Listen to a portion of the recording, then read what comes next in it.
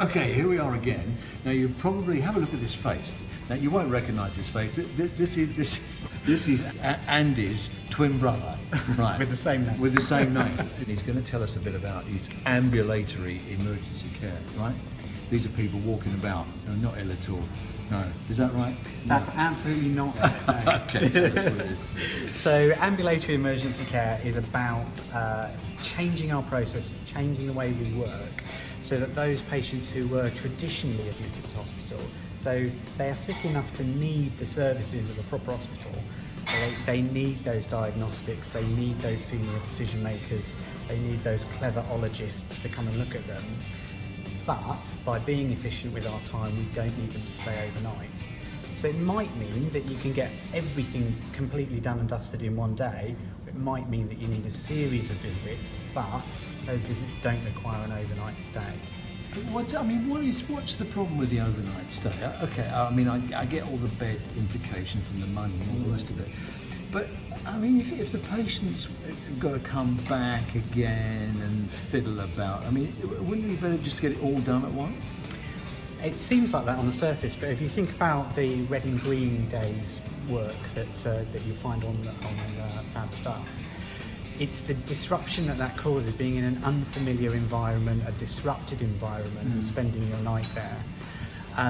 And the reality, for a lot of patients, we don't do anything to them overnight, so you're just waiting for the next bit of your care to happen. And that gets us neatly into talk about weekend working, I suppose, which you probably don't want to talk about. Hit me with it. Well, go on. I mean, do you think we're as efficient as we could be at weekends? What I think there's a problem with getting decisions made at the weekend, and I think there's also a problem with the wraparound that's required to make those decisions happen as well. So there's a lot of focus on the doctors being there at the weekend, but what about all those other services that allow us as doctors and nurses to do our jobs? We need to be able to get that scan, we need to be able to get that test, we need to be able to get that specialist input as well. So a lot of it's about the support service. The other thing that worries me about this, I mean, I get absolutely getting people home, because that's obviously the best place for them, but it does often require teeing up quite a lot of stuff in the community, doesn't it? Community services, in-reach services, social care, and that's not often easily organised in a lot of parts of the country. Indeed, but one of the advantages of using the ambulatory model is, for that person that already has an existing package of care, the whole thing falls apart once you admit them into hospital.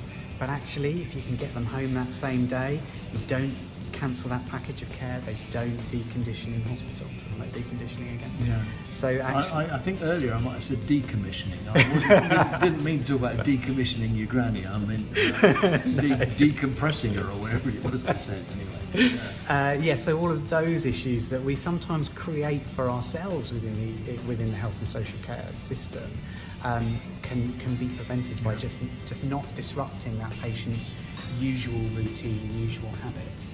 Right, it's all very interesting stuff. And City Hospital Sunderland, they look like they're doing some great stuff. They're one of our stars. Are they really? Yeah? Yeah, they're doing really great things. We'll have to go and see them, see how they're getting on.